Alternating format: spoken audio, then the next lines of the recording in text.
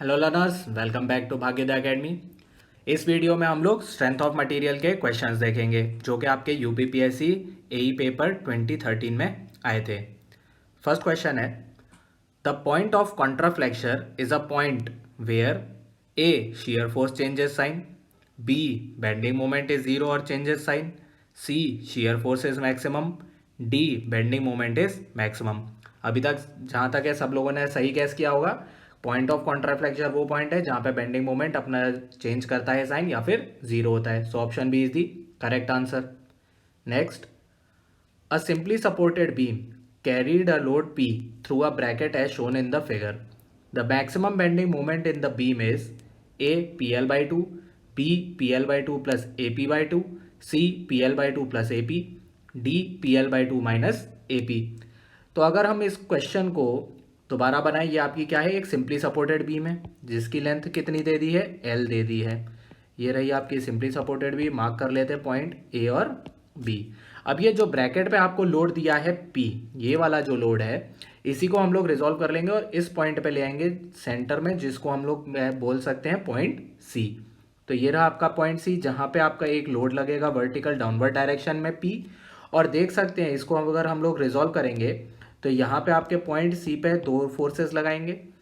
ये जो P force है, ये वाली P जो फोर्स है और साथ में ये जो फोर्स लग रही है, ये दो फोर्सेस आपकी मिलके बनाएंगी एक कपल जिसका मैग्नीट्यूड कितना होगा P इंटू ए। सो ये एक क्लॉकवाइज डायरेक्शन में लगेगा P ए एक कपल। अब चलिए फाइंड करते हैं सबसे पहले रिएक्शंस। तो रिएक्शंस अगर हमें फाइंड करने होंगे, टोटल लेंथ कितनी है L, ये हो गई आपकी टोटल लेंथ, और यहाँ से यहाँ तक बी पॉइंट तक हो गई आपकी half length, that is L by 2 जैसा कि क्वेश्चन में दिया है।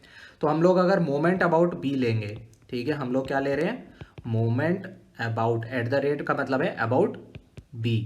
तो इसको अगर हम लोग देखेंगे तो आर ए इंटू एल हम बोल सकते हैं, ठीक है, इज इक्वल टू आपका ये जो लोड पी है, ठीक है, ये जो लोड पी है जो डाउनवर्ड डायरेक्शन में लग रहा है, ये आपका क्या हो जाएगा P इंटू एल बाई 2।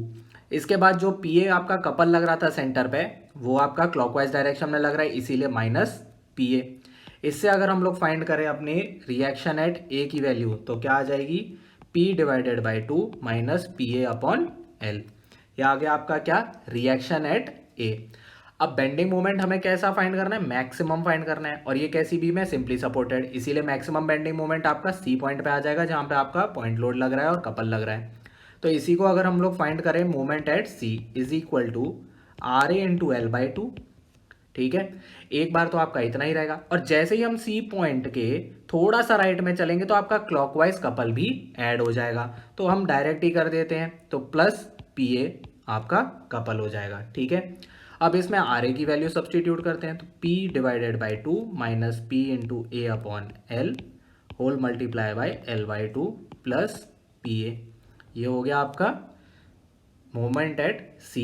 इसको अगर हम लोग सॉल्व करें तो आपका इक्वेशन क्या आएगी, P L by 4 minus P A by 2 plus P A is equal to P L by 4 plus P A by 2। ये है आपके क्या, आपकी ये है maximum bending moment at C, ठीक है। अब इसके हिसाब से आप देख सकते हैं कि इसमें से कोई भी ऑप्शन आपका करेक्ट नहीं है, ठीक है। लेकिन जिनने भी ये क्वेश्चन दिया था उन्होंने यहाँ पे एल रख दिया है, जबकि ये क्वेश्चन में अगर आप लोग 2L रखते, ठीक है, अगर इफ आपकी जो लेंथ है वो 2L होती तो आपका ऑप्शन बी करेक्ट आंसर होता, ठीक है। तो उसके उस टाइम पे हम लोग ऑप्शन बी मार्क कर सकते थे, लेकिन यहाँ पे आप लोगों का कोई भी ऑप्शन मैच नहीं कर रहा है क्योंकि यहाँ पे लेंथ आपकी बीम की एल दे दी गई है। चाहे तो आप लोग बी ऑप्शन टिक कर सकते थे। चलिए देखते हैं अगला question. The shear force diagram of a loaded beam is shown in the following figure. The maximum bending moments in the beam is A 16 kilonewton meter, B 11 kilonewton meter, C 28 kilonewton meter and D 8 kilonewton meter। अभी आपको क्या दिया है, S F D दिया है, ये आपको shear force diagram दे दिया है। अब हमें पता है कि मैक्सिमम बेंडिंग मोमेंट जो कि हमें फाइंड करना है वो कहाँ पे होता है, जहाँ पे shear force अपना जीरो हो जाएगी। तो जहाँ पे shear force जीरो हो जाएगी वहाँ पे बेंडिंग मोमेंट मैक्सिमम हो जाएगा। तो इसी से हम बता सकते हैं जो पॉइंट सी है आपका, तो बेंडिंग मोमेंट जो है मैक्सिमम कहाँ पे आएगा, पॉइंट सी पे आएगा। अब हमें पता है कि अगर हम इसका एरिया फाइंड कर लें, ठीक है, ये जो कर्व है आपका, चाहे ए से सी लीजिए या सी से बी लीजिए, आंसर में आपके कोई भी फर्क नहीं आएगा। हम लोग ए से सी को ले लेते हैं। अगर आप लोग ए से सी का एरिया फाइंड कर लेंगे, वही आपका चेंज इन बेंडिंग मोमेंट आ जाएगा। तो M C minus M A is equal to आपका area of shear force diagram, area of S F D is equal to, हम बोल सकते हैं यहाँ पे कि ये आपकी क्या है, एक सिंपली सपोर्टेड बीम है जिस पे यूडीएल लगा हुआ है और साथ में सी पे एक पॉइंट लोड लगा है। तो इसका एरिया कितना हो जाएगा आपका, 2 × 2 प्लस हाफ इंटू 2 × 12। ये मैंने रेक्टेंगल और ट्रायंगल लेके किया है, आप चाहें तो डायरेक्टली आप इसी का पूरा एरिया फाइंड कर सकते हैं क्वाड्रिलेटरल का। ठीक है, तो इसी को अगर हम सॉल्व करें तो क्या आ जाएगा, 4 + 12 = 16। सिंपली सपोर्टेड बीम है तो एम ए क्या हो जाएगा, 0 हो जाएगा, क्योंकि जहाँ पे भी सिंपल सपोर्ट है आपका मोमेंट क्या होना चाहिए, 0। तो इसी के हिसाब से हमारा जो बेंडिंग मोमेंट एट सी है वो कितना आ जाएगा, 16 आ जाएगा। So option A is the correct answer. चलते हैं अगले पे। In which of the following 2-डायमेंशनल state of stress Mohr stress circle takes the shape of a point. अब ये आपको 4 ऑप्शन दे दिए गए हैं, इनके लिए आपको देखना है कौन से ऑप्शन के लिए मोहर सर्कल एक स्ट्रेस, मतलब मोहर स्ट्रेस सर्कल एक पॉइंट बन जाएगा। ठीक है, पॉइंट का मतलब आपका ये हम बना दें मोहर सर्कल, ये आपके शियर स्ट्रेस है, ये आपके नॉर्मल स्ट्रेसेस है। पॉइंट का मतलब ऐसा कुछ बनना चाहिए। ठीक है, अब ये तभी पॉसिबल है जब आपके दोनों नॉर्मल स्ट्रेसेस, ठीक है, मान लेते हैं यही हमारा फिगर बना है, σ1 = σ2, मतलब कि आपके दोनों नॉर्मल स्ट्रेसेस क्या होंगे, बराबर होंगे और साथ में उनकी डायरेक्शन भी सेम होगी। तो इसी से आप अगर बोलें तो कौन सा बोल सकते हैं, ऑप्शन सी बोल सकते हैं, क्योंकि इसी में आपके दोनों नॉर्मल स्ट्रेसेस जो है वो कैसे हैं, टेंशन में है, और उन दोनों का मैग्नीट्यूड भी कितना है, सिग्मा है, और साथ में इन पे कोई भी शियर स्ट्रेसेस नहीं आ रहा है, इसीलिए ये क्या हो जाएगा, एक पॉइंट बन जाएगा। ठीक है, चलते हैं अगले पे। If the shear force diagram for a beam is triangle with length of the beam as its base, the beam is A cantilever with a point load at this free end, B a cantilever with uniformly distributed load over its whole span, C simply supported beam with a point load at its midpoint, D simply supported beam with uniformly distributed load over its whole span। तो हमें क्या बोला गया है, आपको एक share force diagram बोल दिया गया है। शेयर फोर्स डायग्राम में क्या बोला है कि एक ट्रायंगल है जिसमें जो लेंथ है बीम की वही आपकी बेस हो गई एसएफडी की। तो मान लिया हमने ये ट्रायंगल है, चलिए ले लेते हैं, यही हो गया आपका एसएफडी, हम मान रहे हैं चलिए पॉजिटिव है। ठीक है, अब अगर हमारा ये पता है कि आपकी ये स्ट्रेट लाइन बन रही है, स्ट्रेट लाइन आपकी किस में बनती है, जब आपका यूडीएल होता है तब। मान लेते हैं ये आपका यूडीएल है। ठीक है, अगर आपको ये प्रैक्टिस से ही पता चलता है कि कौन सा लोड होगा, अगर नहीं भी पता है तो हर एक के लिए आप लोग बना सकते हैं आराम से। यहाँ पे लीजिए कैंटिलीवर ली बीम, ये रही, और ये रहा आपका point load eight free and. तो ये आप इसके लिए अगर बनाएंगे तो एक रेक्टेंगल टाइप का एसएफडी बनेगा, तो आप उस तरह से भी इसको सॉल्व कर सकते हैं, उसमें थोड़ा सा टाइम लग जाएगा। अदरवाइज आपको अगर थोड़ा सा याद है कि कौन सा ऑर्डर हाई होता है तो उसके हिसाब से डायरेक्ट ही हो जाएगा। अगर आप लोग यूडीएल लेंगे, मान लेते हैं मैं ये सेक्शन ले रहा हूँ एक्स, ठीक है, फ्री एंड से मैं मेजर कर रहा हूँ इसका डिस्टेंस, तो S F shear force at section हमारे एक्स पे कितना आ जाएगा, W × x, जहाँ पे W इसकी मैग्नीट्यूड हो गई आपके यूडीएल की। देख सकते हैं कि शेयर फोर्स का क्या रिलेशन है एक्स के साथ, लीनियर रिलेशन है, इसीलिए हमारी यहाँ पे ये लाइन बनती है। तो इसीलिए ट्रायंगल अगर आपका लाइन बन रहा है तो समझ जाइए यूडीएल है। क्लियर है, ये आपका आ गया शेयर फोर्स का diagram for a cantilever beam. चलते हैं आगे।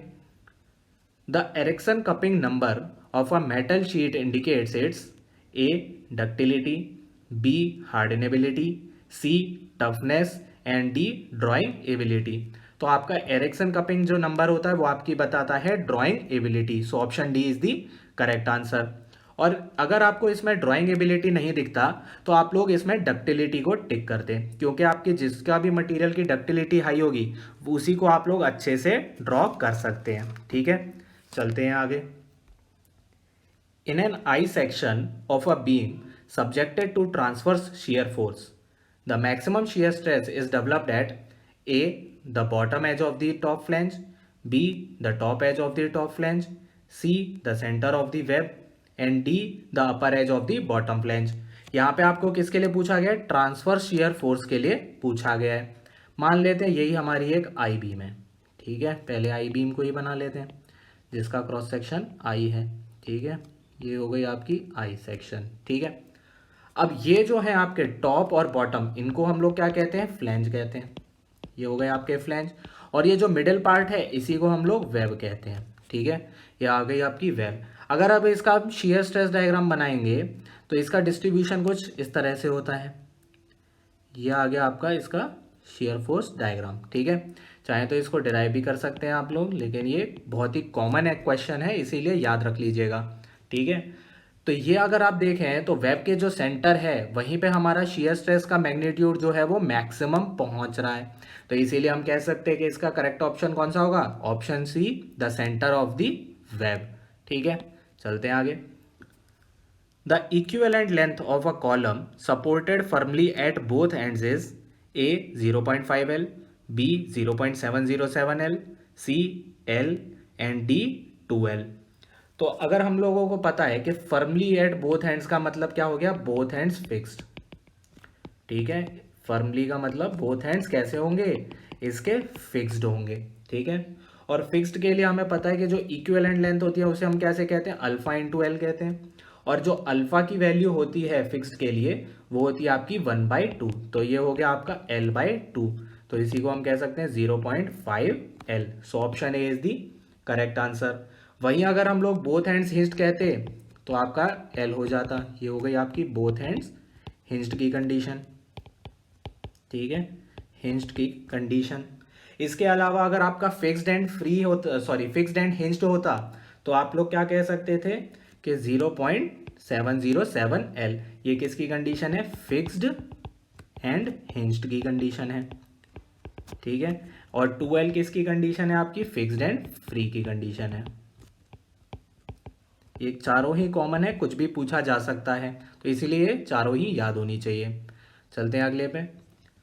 A circular shaft is subjected to a twisting moment T and bending moment M. The ratio of maximum bending stress to maximum shear stress is given by A 2M by T, B 2M by T, C 2T by M and D M by 2T। तो हमें यहाँ पे किसका ratio पूछा है? Maximum bending stress and maximum shear stress, ठीक है। इसका हमें रिलेशन पूछा है। अब हमें पता है कि आपका बेंडिंग स्ट्रेस की इक्वेशन कैसे दी जाती है? Sigma upon Y is equal to M by I. अब मैक्सिमम पूछा है इसीलिए हम बोल सकते हैं sigma max is equal to M by Z. यहाँ पे जेड क्या हो गया? आपका सेक्शन मॉड्यूलस हो गया। तो इसको ही अगर हम लोग लिखें तो sigma max is equal to 32M divided by pi D cube. और वैसे ही अगर आप लोग शियर स्ट्रेस को देखेंगे मैक्सिमम तो वो क्या हो जाएगा? 16T upon pi D Q, ठीक है। इन दोनों का ही रेशियो पूछा है, चलिए डिवाइड कर देते हैं। आपके जो पाई से पाई और डी क्यूब से डी क्यूब कैंसिल हो गया, 16 टू टाइम्स चला गया, तो ऑप्शन क्या आ गया आपका? 2M upon T. So option A is the correct answer. चलते हैं आगे। The strain energy in a beam subjected to bending moment M is A integral M square upon 2EI dx, B integral M square upon 4EI dx, C integral M square upon EI into d x and D 2M square upon EI into d x, ठीक है। तो ये आपका काफ़ी common question है कि जहाँ पे स्ट्रेन एनर्जी पूछा गया है बेंडिंग मोमेंट के केस में। तो उसकी इक्वेशन क्या होती है? M square upon 2EI into d x, that is option A, ठीक है। और ये काफ़ी आपके स्लोप एंड डिफ्लेक्शन चैप्टर है उसमें भी काफ़ी यूजफुल होती है, ठीक है। तो इस इक्वेशन को याद रख लीजिए। चलते हैं आगे। Maximum deflection in a cantilever due to pure bending moment M at its end is A ml square upon 2EI, B ml square upon 3EI, C ml square upon 4EI and D ml square upon 8EI। तो ये याद रखिए सबसे पहले बात तो कि यहाँ पे आपके इंटीग्रल का साइन नहीं आएगा, ठीक है। ये जो इंटीग्रल है इसका साइन नहीं आएगा। अब यहाँ पे हमें किसके लिए पूछा है? मैक्सिमम डिफ्लेक्शन के लिए पूछा है, कैंटिलीवर के केस में जहाँ पे प्योर बेंडिंग ही लग रही है। मतलब आपका कुछ केस इस तरह से है, ये हो गए आपके केस, ठीक है। इसकी लेंथ मान लेते हैं एल है, ठीक है। तो इस केस में आपका जो मैक्सिमम, एक एंड हो गया ए, दूसरा एंड हो गया बी, जो मैक्सिमम डिफ्लेक्शन है वो आपके कौन से एंड पे आएगी, एंड बी पे आएगी। और इसी को हम लोग लिख सकते हैं delta B is equal to M L square upon 2 EI, ठीक है। ये तभी है फॉर्मूला जब आपकी प्योर बेंडिंग मोमेंट लग रहा हो। सो option A is the correct answer. यही अगर आपसे स्लोप पूछ लिया जाता तो स्लोप भी आपकी मैक्सिमम कहाँ पे आती, बी पे ही आती, और उसकी वैल्यू कितनी हो जाती, एम एल अपॉन EI। तो दोनों आप लोग याद रख लीजिए, काफ़ी कॉमन है। Cantilever beam subjected to point load, सिर्फ प्योर बेंडिंग मोमेंट, आपके UDL plus simply supported beam का point load at the centre, ये काफ़ी कॉमन है, इनको याद कर लीजिएगा, ठीक है, क्योंकि ऑब्जेक्टिव में सॉल्व करने का टाइम नहीं मिलेगा। चलते हैं आगे। The expression EI d³ y upon dx³ at a section of a beam represents A shear force, B rate of loading, C bending moment, D slope। तो अगर हम लोग इक्वेशन अपनी याद करें डिफ्लेक्शन वाली, EI d2y बाई dx2, ठीक है, d2y by dx2 is equal to क्या लिखते हैं हम लोग, M मतलब बेंडिंग मोमेंट। अब हमें पता है कि dm बाई dx, ठीक है, dm बाई dx कितना होता है आपका V, that is shear force. अब इसी को अगर हम लोग सब्सटीट्यूट कर दें तो d by dx of EI d2y by dx2 is equal to shear force. अगर इसी को आप लोग डिफ्रेंशिएट करें, EI तो आपका कांस्टेंट हम मान के चल रहे हैं, तो ये क्या आ गया, d³ y upon dx³ is equal to V, और V क्या है हमारा, shear फोर्स। तो इसीलिए option A is the correct answer. Next, compound tubes are used in internal pressure cases for following reasons: A for increasing their thickness, B for increasing the outer diameter of the tube, C the strength is more, and D it evens cut stresses, ठीक है, it evens out stresses होगा, ये cut नहीं होगा, ठीक है। तो compound tube आप लोग क्यों यूज करते हैं, ताकि आप लोग ज्यादा प्रेशर उसमें लगा सकें, तो इसीलिए हम कह सकते हैं कि उसकी स्ट्रेंथ बढ़ा रहे हैं एक तरह से, तो इसीलिए option C is the correct answer. Next, normal stresses on a plane, the normal to which is inclined at an angle theta with the line of action of applied uniaxial stress sigma is given by A sigma upon sine square theta, B sigma upon cos square theta, C sigma cos square theta, and D sigma sine square theta. तो ये किसकी बात कर रहा है, question के हिसाब से जैसा फिगर होगा वो बना लेते हैं। ये है आपका एक कोई भी आपकी वुड मान लेते हैं, कोई भी मटेरियल है, इसकी लॉन्जिट्यूडनल एक्सिस हो गई ये, जिसके अलोंग लग रहा है हमारा एक मान लेते हैं लोड, ठीक है, यही हमें बोला है यूनिएक्सियल स्ट्रेस लग रहा है, मतलब लोड लगा दिया हमने P, जिसके कारण स्ट्रेस आ गया सिग्मा। अब हमने एक ले लिया है इंक्लाइंड प्लेन, ठीक है, ये आ गया आपका इंक्लाइंड प्लेन। अब क्या बोला है उसने, the normal to which is inclined at an angle theta, ठीक है। तो ये आपका कोई भी प्लेन आ गया, इसका नॉर्मल हमने बना दिया मतलब 90 डिग्री, और ये कितने पे है, आपके थीटा एंगल पे है, किससे, लॉन्जिट्यूडनल एक्सिस से, ठीक है। तो इसी पे आपने उससे क्या पूछा है, यूनिएक्सियल नॉर्मल स्ट्रेसेस पूछे हैं। तो सिग्मा एन आपके कोई भी प्लेन पे, इस केस में हम लोगों का कितना हो जाएगा, सिग्मा कॉस स्क्वायर थीटा। यही अगर शेयर स्ट्रेस पूछ लेता तो कितना लिख सकते हैं, minus sigma by 2 sine 2 theta. हमसे पूछा गया है sigma N normal stress, therefore option C is the correct answer. चलते हैं आगे। A shaft of 20 mm diameter and length 1 metre is subjected to a twisting moment due to which shear strain on the surface of the shaft is 0.001. The angular twist in the shaft is A 0.1 radian, B 0.01 radian, C 0.05 radian and D 0.5 radian। अब हमें पता है कि shear stresses जो twisting moment के लिए हैं उसको हम कैसे लिखते हैं, tau upon R is equal to G theta upon L. हमें यह भी पता है कि tau upon gamma is equal to G, where gamma is shear strain, tau is shear stress and shear modulus of rigidity is G। तो इसी को हम कह सकते हैं therefore gamma upon R is equal to theta upon L, ठीक है। Theta आपका किस में है, रेडियंस में है, तो इसी को हम लोग कर लेते हैं।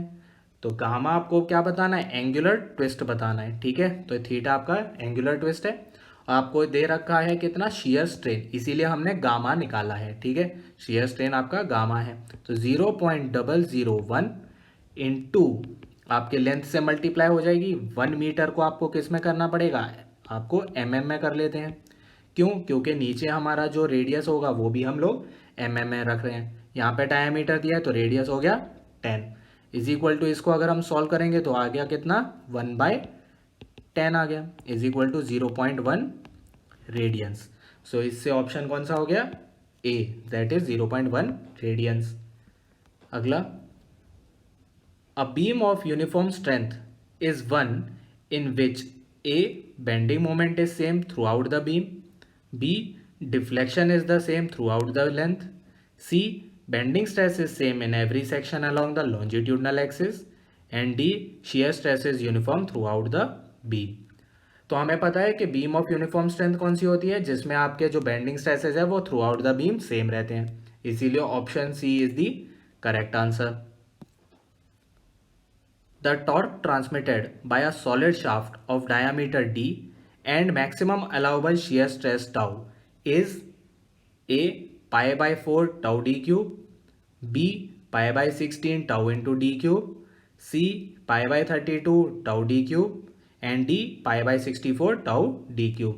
तो हमें पता है कि shear stress की इक्वेशन क्या होती है, tau upon R is equal to T upon J. Circular shaft है इसीलिए हम लोग क्या कह सकते हैं इसको, tau into pi by 32 into D पे power 4 divided by D by 2 is equal to आपका आ गया टॉर्क। या हमने directly polar moment of inertia लिख लिया है।